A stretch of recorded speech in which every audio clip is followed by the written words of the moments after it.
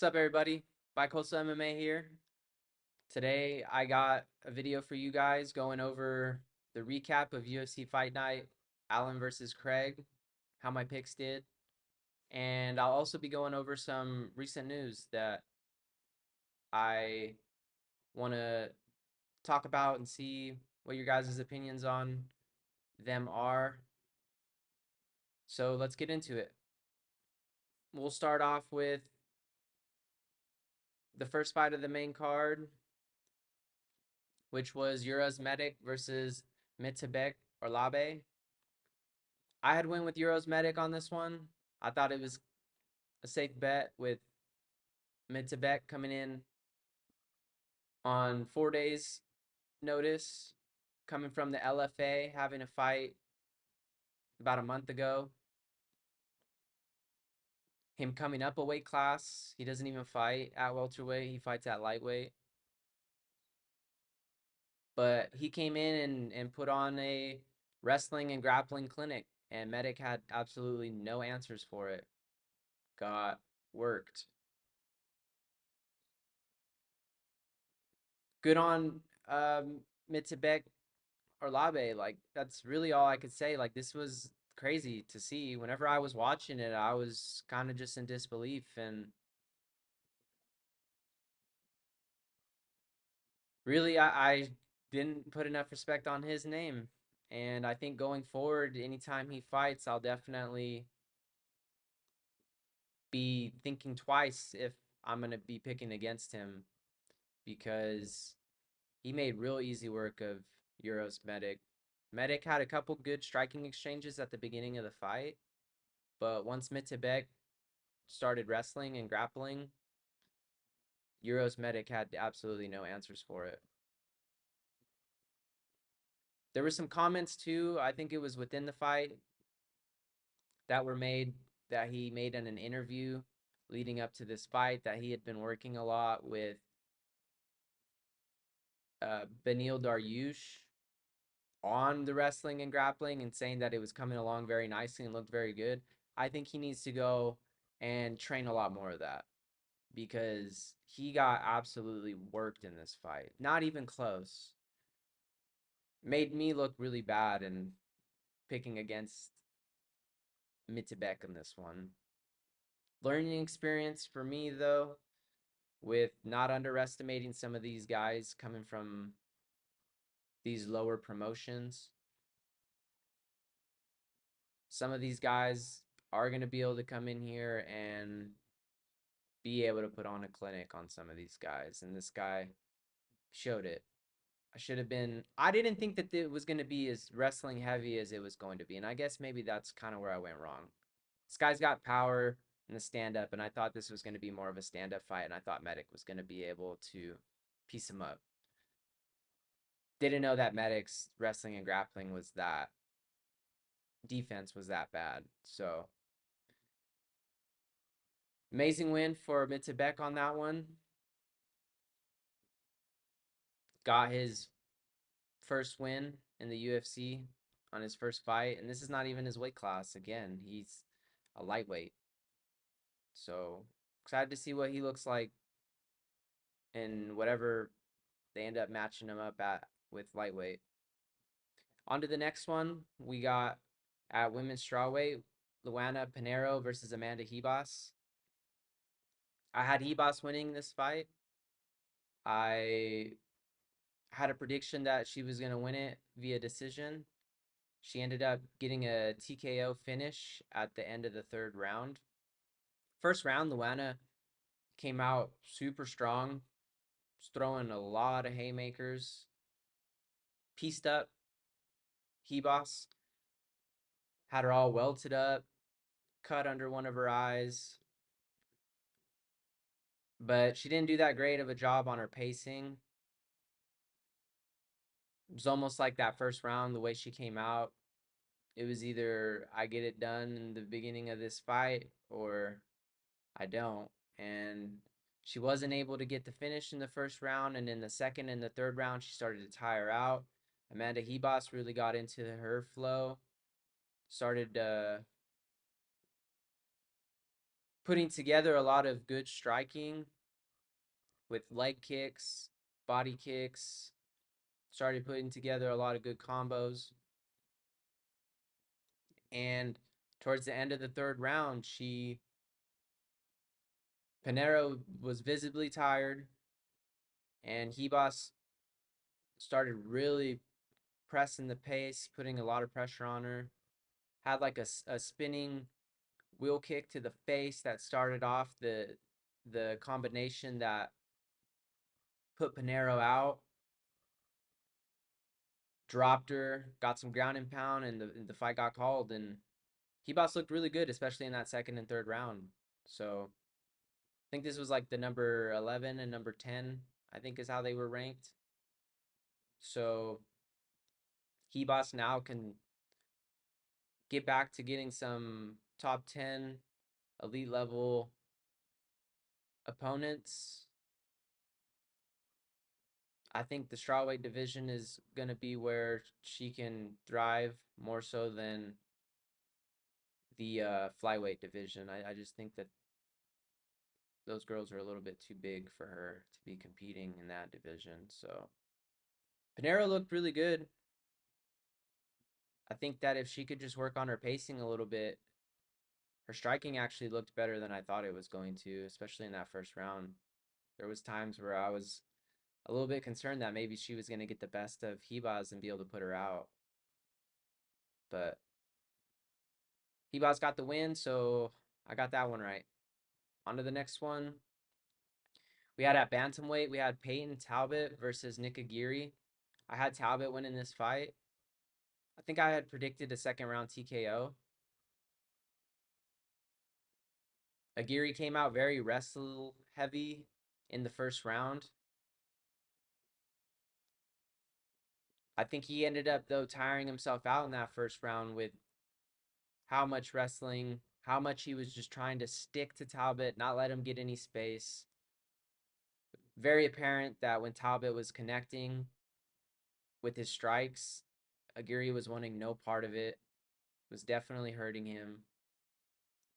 Second round, Talbot started to change the tide, started to get a little bit of his flow going, was piecing up Aguirre at any point that they were able to be standing, started doing a lot better with his takedown defense with sprawling, had a little bit of control time on top, got some good elbows and strikes off from the top. And then when they went into the third round, as soon as the third round started, I think Talbot knew Aguirre was at his breaking point. He made a gesture that you're breaking and started putting the pace on Aguirre. Aguirre was at all costs trying to shoot and get takedowns. Ended up being sloppy with one. Talbot was able to take his back and get a rear naked choke and got the win. It looked really good. Talbot did. Had a little bit of adversity in the first round, showed that he could get through it. Was in a bad position. Aguirre had his back in that first round. Was able to survive. Come back, change the tide, get the win. Got that one right. Had him to win. I just thought it was going to come more from a TKO and a little bit earlier. He ended up getting the submission in the third. I'd really like to see Talbot get matched up with a more seasoned UFC fighter in his next fight. And I think it would be cool to see him fight somebody that's going to be wanting to strike more, just so we can really see where Talbot's striking is at, what kind of a level he's on with that. But we'll see what ends up happening. Outside that first round is was a real dominant win for him. On to the next one. We had at lightweight, we had Chase Hooper versus Jordan Levitt. Now I had Jordan Levitt winning this one. I thought he was going to be able to piece up Chase Hooper and maybe get a TKO finish.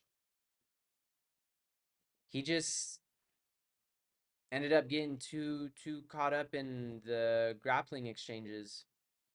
I did think that he was going to welcome some of it, and I thought he would be fine being smart in it. There was a moment in that first round where he posted up over Chase Hooper, and I think it was a right hand. He threw a real heavy right hand down on him, throwing his body weight into it. And it looked like Chase Hooper's eyes rolled behind his head. Looked like it was a shot that really hurt him. Um, but instead of maybe staying there or noticing that, maybe he didn't notice it, that he had the power to hurt Hooper. He started just continuing to really get into these real heavy grappling exchanges, and he ended up putting himself in a bad spot where ultimately he ended up giving his back up and getting rear naked choked.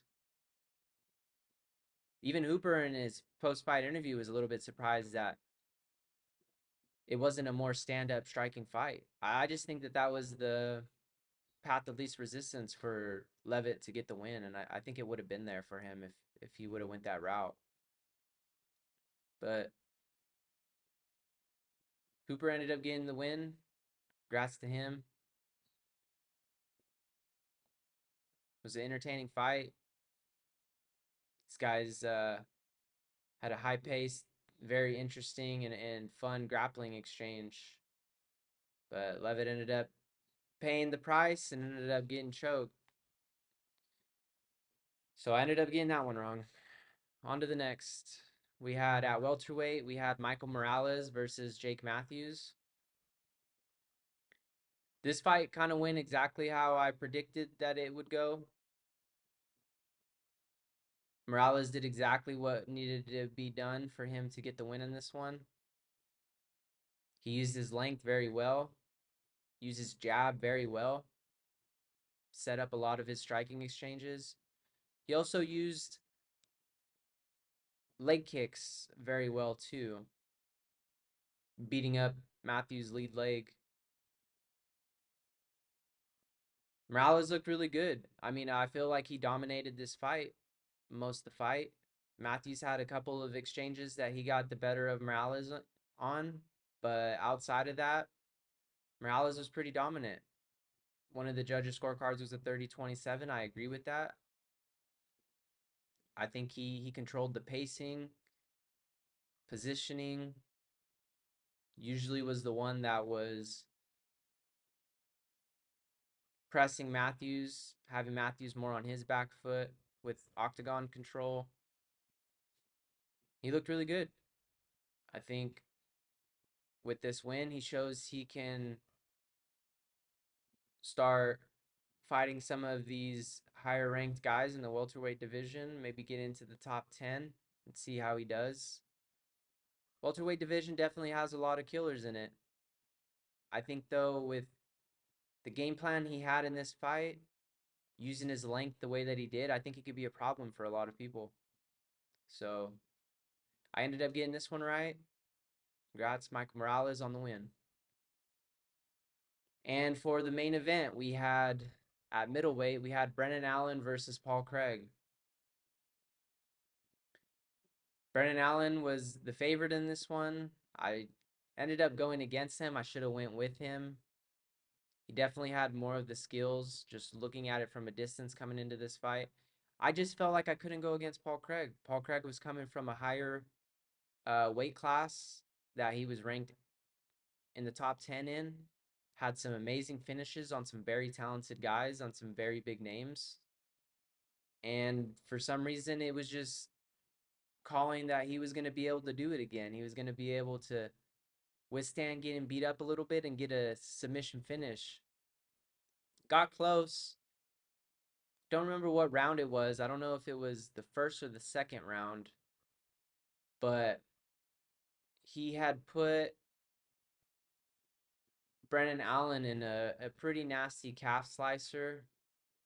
Allen just had his wits about him and was able to react fairly quickly to get himself out of that position.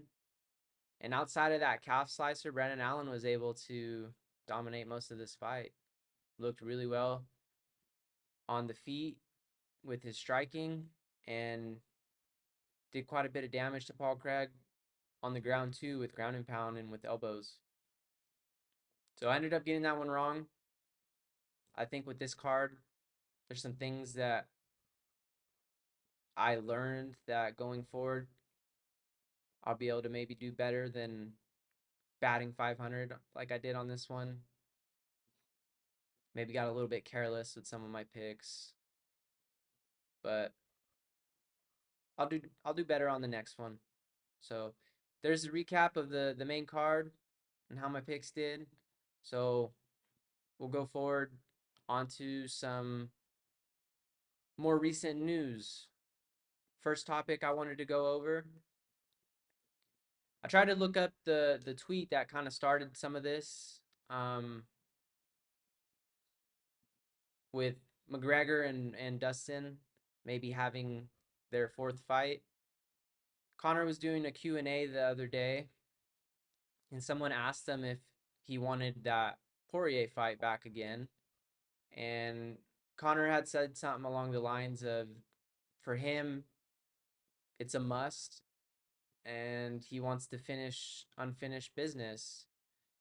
Poirier was at the UFC fight night that we just went over, and he did this interview with Megan O'Leary in the back and briefly went over this topic that I'm talking about him and Conor possibly running another fight back. So we'll listen to it. They're going to sink or swim, and we'll see what's up. You mentioned UFC 300. Obviously, we're all looking forward to that card and what amazing matchups could potentially be on there.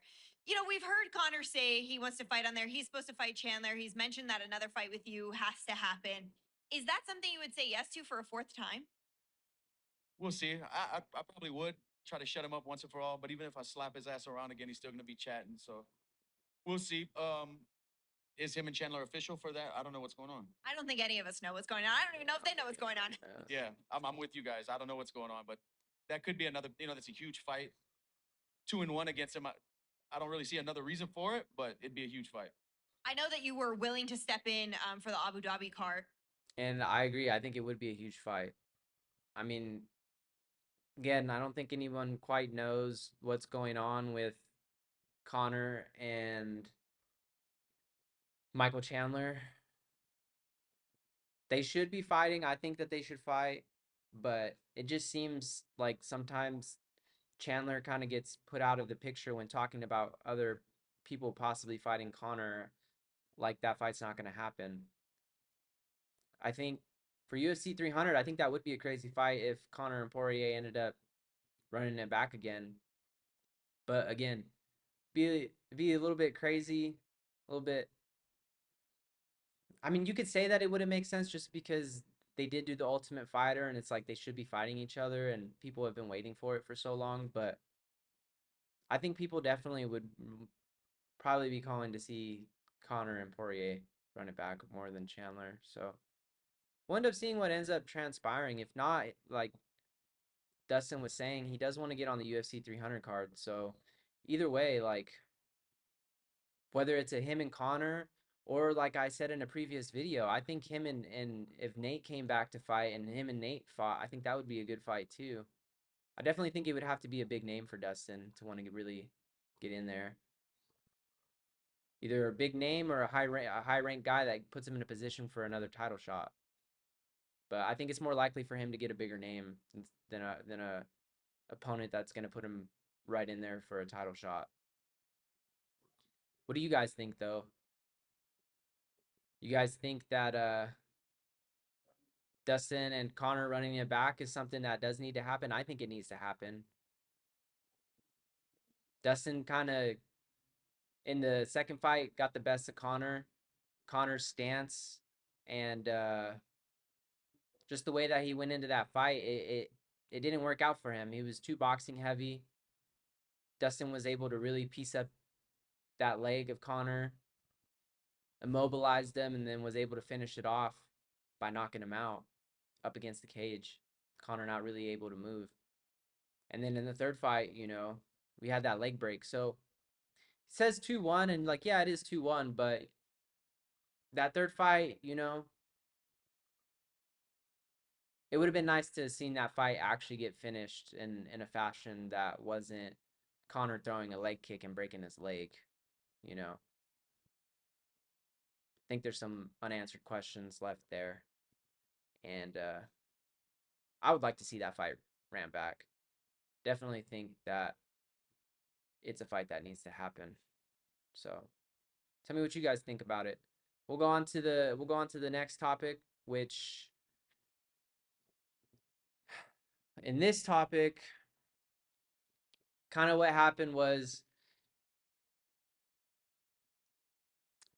Henry Cejudo had a little bit to say after Tom Aspinall won the interim title this last pay-per-view, kind of stating that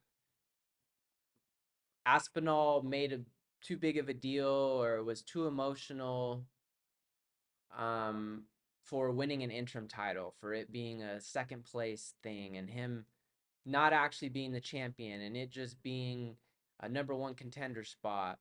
And so he's been catching a little bit of flack from some people about it.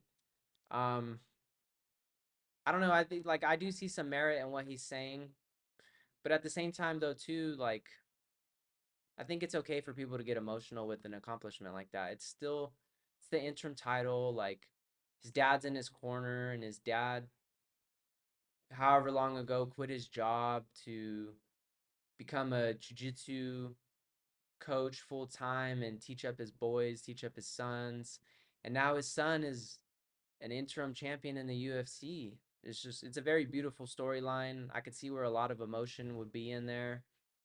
He got injured. It was about a year ago, maybe a little bit more than a year ago. Maybe it was 2 years ago. Came back. Now is the interim champ. Like, there's just a story there where I think that there is a lot to be emotional about, and maybe Henry was maybe doing a little bit too much. But this is what one of his friends in DC, someone that he has some past with being in the Olympics, being on the Olympic US team with him, had to say about it. So we'll go over what DC had to respond to Henry making some of those claims. Henry Cejudo, man, I like the guy. I do. This dude has never been more wrong. Henry said Tom Aspinall shouldn't have been as emotional to become the champion.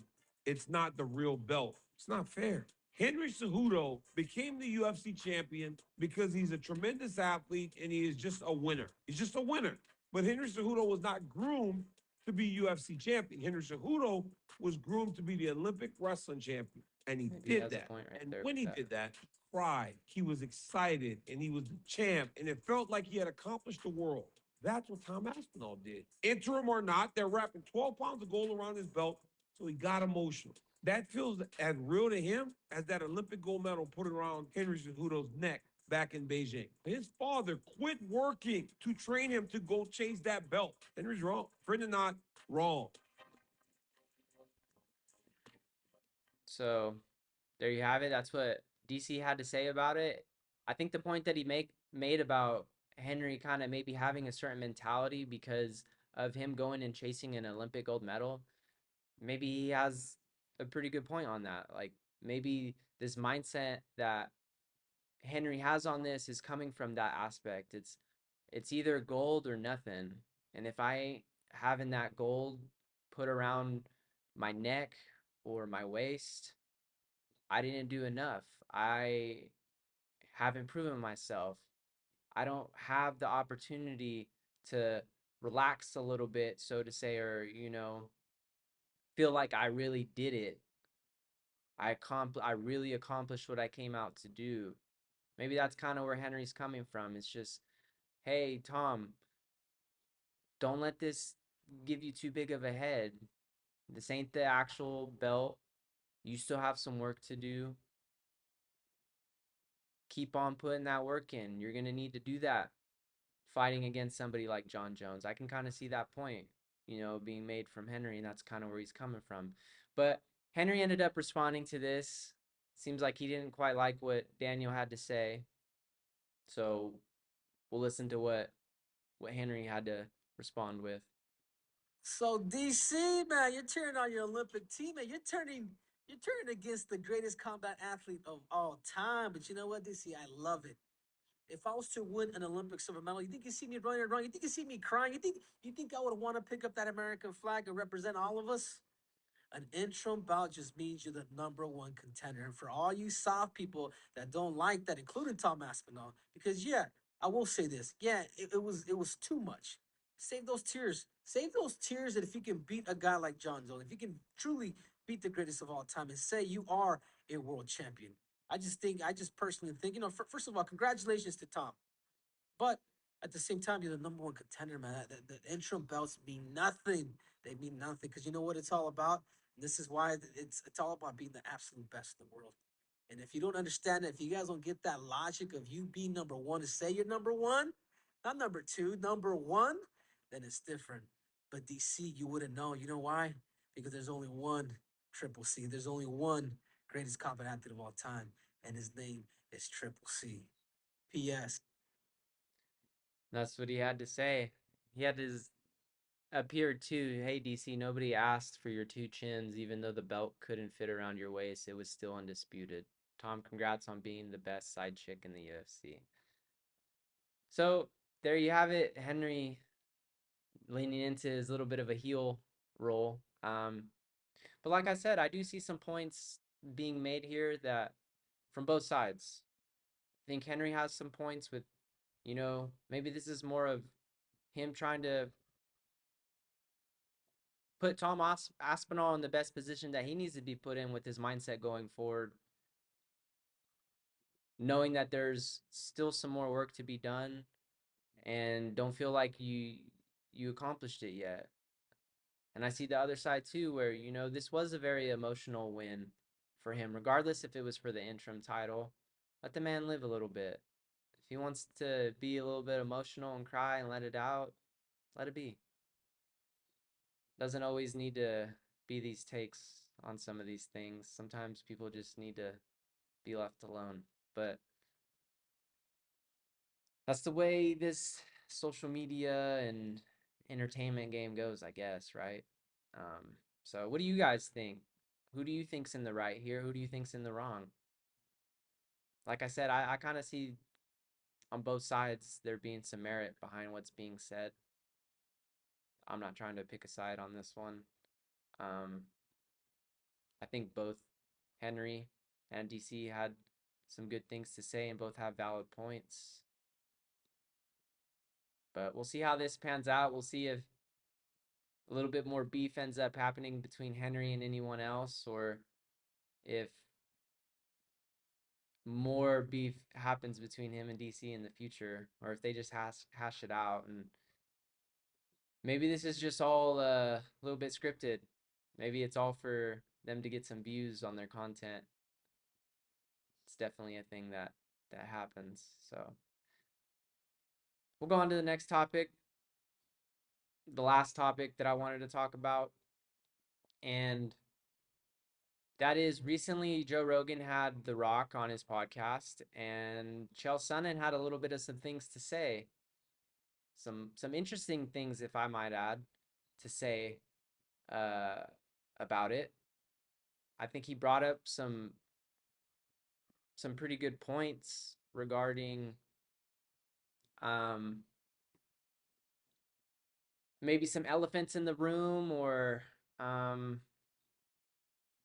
some takes that could have been had, or now Chael has the opportunity to kind of point some of these things out, and I think they are some interesting points. So we'll listen to two different clips, a little bit of two different clips, and then I'll go over some of the things he said and what I think about him. Really not even giving Rock a hard time. Telling you guys specifically what happened. The Rock took a shot at Joe, which could have canceled and ruined and ended Joe. And just to give some context here, I just want to say this. What he's talking about is, which I think is a little bit weird, and I honestly didn't even really think about this until Chael just brought it up, but a couple years ago, there was a calling for Rogan to get canceled over him possibly saying the N-word. And there was context behind it and whatnot, but that's neither here nor there. You can go look into it more on the internet. There's, I'm sure, videos about it. But The Rock was one of the people that was, in some ways, calling for Rogan to get canceled. And now he's doing this interview with them.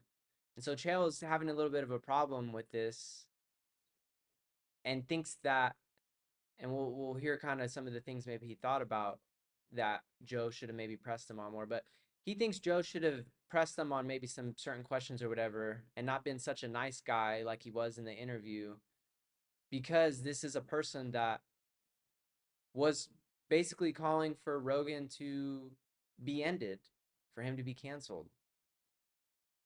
But most people would know. I think Chael knows too. That's just not the type of guy that Joe is. Joe's not going to do that kind of stuff, especially on his podcast. He's not a very confrontational guy like that. But we'll continue on. His family name forever. And then The Rock came and joined Joe. Now, whether they succeeded in their mission to cancel him or not, nothing changed. What Joe had done and what people had said had done, like, that didn't go away. We didn't find out that that was AI and that was fake and that didn't happen. Oh my God, how did we get duped? It was none of those things. Nothing changed. It all happened. So if you assess that and you decide that's a racist and nothing has happened, why did you come join his show? If you get to the answer, it's where you get to the apology, because I don't believe you're a racist. I don't believe any of those things. I never did believe them. It was popular at that time. I got influenced by complete strangers on social media. I wish I would have stayed out of it. I hope that you forgive me. Boom, we're done. We're done. And now we don't have to go to the other side, because you don't want. Yeah, and then I wanted to go over. He was towards the end too, a little bit. Address actual things. The problem with coming here is you have made a living and you know and you are known for being a man and addressing actual tough things. So I get to be a coward today, but only if you let me be a coward today. And then here's another clip, but yeah. To me, it sounds like, I don't know. Maybe, I don't know if Chael has some past beef with The Rock or what, but he definitely, he's calling out Joe, saying that it should have went in a different way, and he's not liking that, The Rock maybe lies about certain things like his drug use and stuff like that. And wants to see people challenge him on it. But there was another little piece too right here that Chael goes over, and I'll play this for you guys. Could have told you guys that I was trying to get into Pride in 1997. I would know what I'm talking about. I didn't have other options. I didn't have other things to do, and I could have got the years wrong. The Rock said that he tried to do it in 99, and that was the or 97 rather, and that turns out to be the problem. Pride wasn't around. That doesn't mean he couldn't have misspoken. He's got 20 other things going on, but it would have been the perfect opportunity to talk about you wanted to get into MMA and to talk about that you were going into Pride and that your two guys were Kerr and Shamrock. When you are a blatant steroid abuser and you're sitting there juiced out of your mind, you're going to go to the one organization where you. It would have been a great time for Joe Rogan to give him the bump back. But he didn't do it. He didn't do it. He sat there like a limp noodle on his own show. He sat there like a limp noodle. He pretended that he didn't have disdain. He pretended he was happy for this guy. Pretended he wanted to hear his story. Pretended he thought he was going to go fight in Pride. Pretended for almost 3 hours, and The Rock pretended back. And they weren't selling Teslas, and they weren't smoking dope. They weren't tickling each other's nuts and listening to the band out back and going to the bed and hitting the punching machine. They weren't doing any of this stupid. So there you have it. Chael had a lot to say.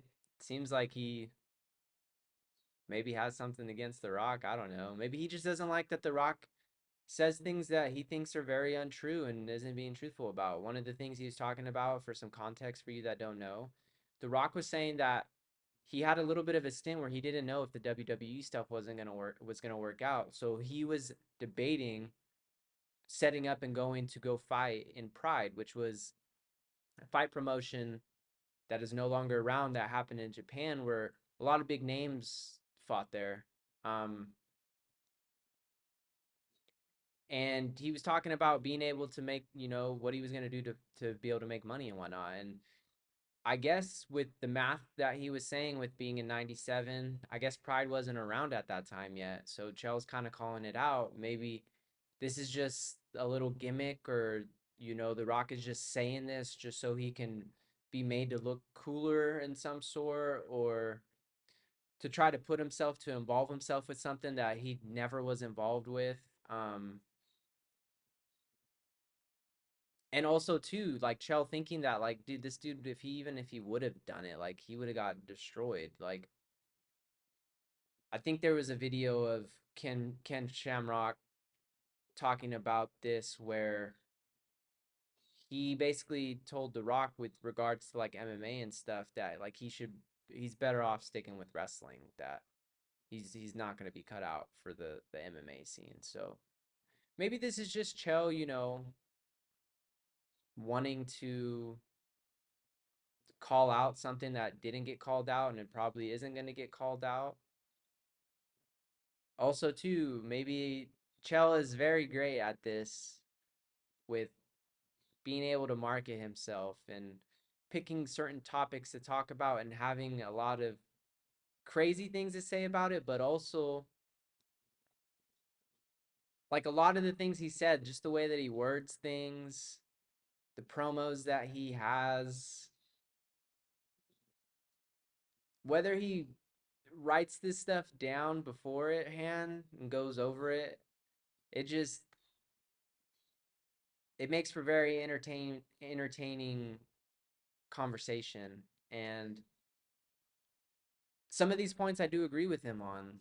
I do think this was a little bit weird. I mean, who knows? Maybe the other side, maybe Joe and The Rock, behind camera, they hashed a lot of those things out. They talked over it, and they're good. And there's nothing to talk about on camera. Like I said, Joe's not a type of person I see doing something like that. But I do find it a little bit strange, you know? And who knows, maybe that's just what it is, like that, in terms of, you hear a lot of people talk about, the Hollywood scene being kind of like that, where in person people are best friends and talk all good about each other and hype each other up and whatnot, and then behind the scenes it's a totally different thing. I don't know, what do you guys think about it? I think what Chael had to say was funny, and it's very Chael-esque, and kind of interested into seeing if this goes any further, if anyone of the two, if Rogan has any comments to say after maybe seeing this, or The Rock. Chael's definitely challenging The Rock in this, 100%. He's challenging Joe a little bit, that he should have challenged The Rock more, because Joe also has had some things to say about The Rock's definitely on the sauce. Like, come on, what are you doing? Stop playing, And I don't think anything. I didn't watch the whole interview, but I did see quite a bit of pieces of it, and none of that ever got mentioned. And then the Pride thing too. Like Chael said, he would know with some of that stuff, and he's basically calling The Rock a liar and saying that he's making that up, whether it's to try to get more of a fan base within that MMA world, or whatever the point of that was. I don't know, but very interesting takes. Usually always are very interesting takes from Chael. But yeah, let me know what you guys think about any one of these topics. That'll do it for me today. We're going to have no fights this coming up weekend, so you're not going to get a video from me on my picks or predictions for the upcoming event. It'll come a little bit later next week. But if there's any news, any breaking news that I want to go over, I'll definitely drop another video for you guys for that. But see you guys on the next one. Take care, everybody. Thank you for supporting me. Thank you for subscribing, for liking this video, and for sharing my channel if you have been able to do so. I appreciate you guys. Have a good one. Peace.